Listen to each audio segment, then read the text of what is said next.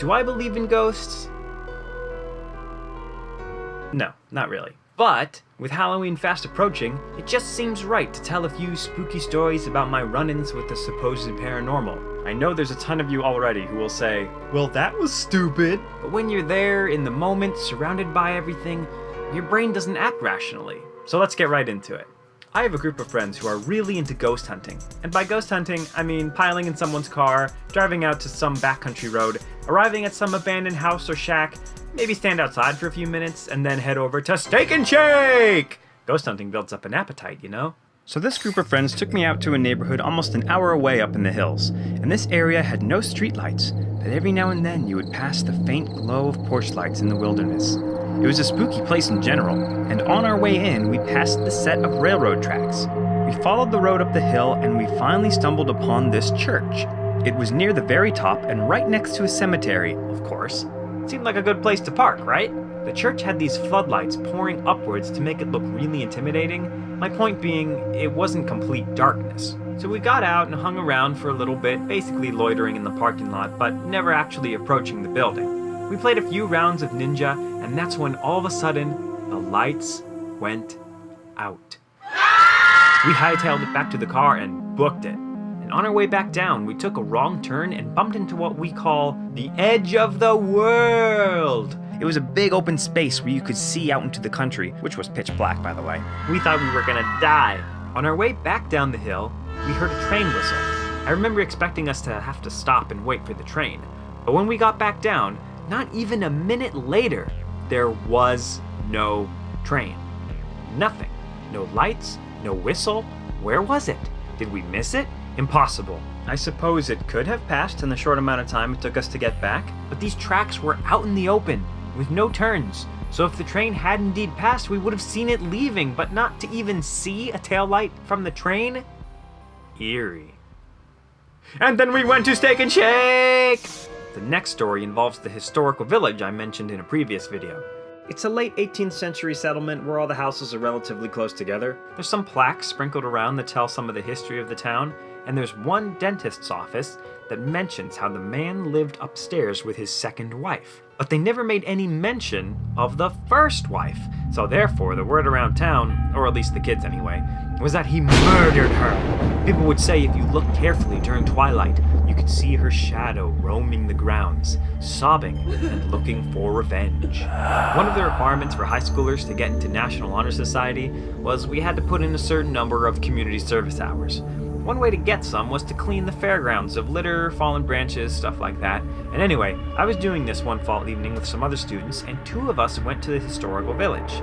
Things were going fine until I wandered towards an unmarked, unknown structure on the outskirts of the town. I don't know what it was for, but it was boarded up and never got any attention. But I saw a light coming from this structure, so I got closer and closer to it, looking at the glow, when a shadow stepped into view.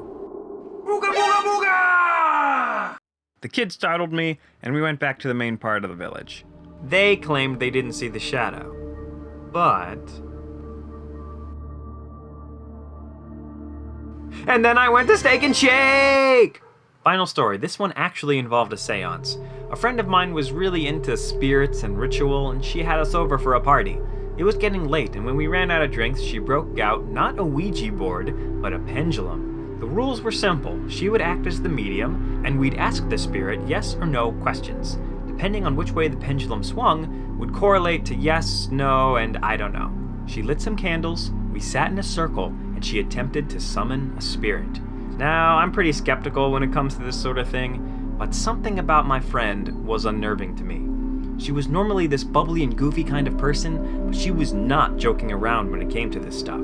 It was her tone that made me pay attention. If you knew her, you would definitely agree she was taking it 100% seriously. You just know. When it was time, we asked Spirit our questions, just simple ones, but I never asked anything. My friend finally looked up and said, "Anyone else?" And then I felt it, a small tap on my back. There was no one behind me, and I literally shivered. Perhaps it was the spirit telling me that I hadn't asked a question yet. Or it could have been a small muscle spasm. Perhaps the alcohol was messing with my head. But regardless, I felt something. We wrapped up the seance, and then we went home. So there you go, those are my little encounters with the possible paranormal. Have you ever seen something you couldn't explain? Do you think it was supernatural in nature? Share your stories below. Have a great Halloween, everybody. Remember to only take one piece of candy, you greedy ankle biters. Oh, and adults, one Starburst is not sufficient. Get full-sized candy. Thank you. Bye. Alright, so I have two more stories that didn't really fit into the structure of this video, and I actually have no memory of them occurring, so that's why I'm saving them for now. When I was very small, just able to talk, my mother recalls me standing in the kitchen and looking down into the basement, and I kept saying, "Man, man, man!" Only of course, no one was there. I was apparently convinced that I saw someone down there in the middle of the day, only no evidence was to be found. Spooky, huh? And finally, in that same house, my aunt and cousins were visiting, and with it now being sorta crowded, my aunt had to sleep on the couch. She claims she woke up in the middle of the night to see my cousin coming down the stairs and entering the living room. We don't remember what he wanted, but he was little and it could have been almost anything, I guess. But standing behind him, leading him into the room, was a woman. The next day, she thanked my mom for leading him down the stairs. Except, my mom was asleep all night. We moved out of that house soon after, in events unrelated to the encounters. But the mysteries to this day remain unsolved.